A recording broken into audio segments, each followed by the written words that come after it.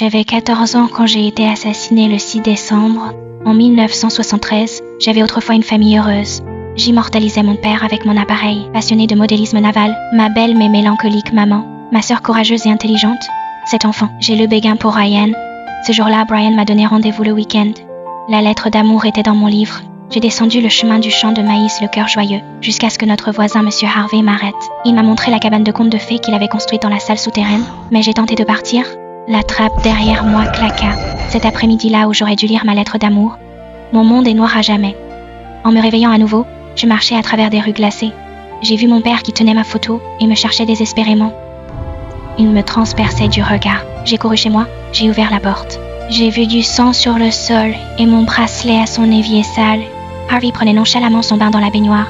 C'est seulement à ce moment-là que j'ai compris que je n'étais plus en vie. Ma disparition a détruit ma famille heureuse comme un tsunami.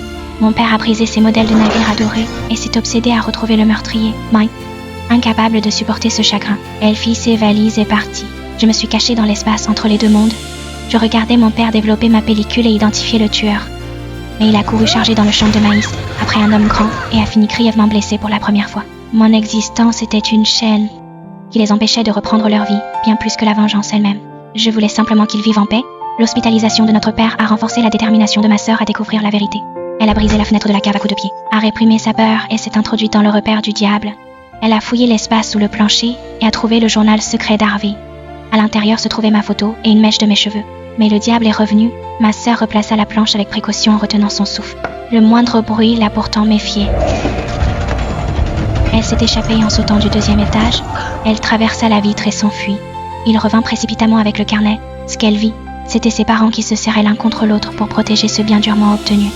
Elle a donné la preuve à notre grand-mère, plus calme. J'ai regardé ma mère pousser enfin la porte de ma chambre poussiéreuse. J'ai regardé mon père poursuivre son travail et sa vie.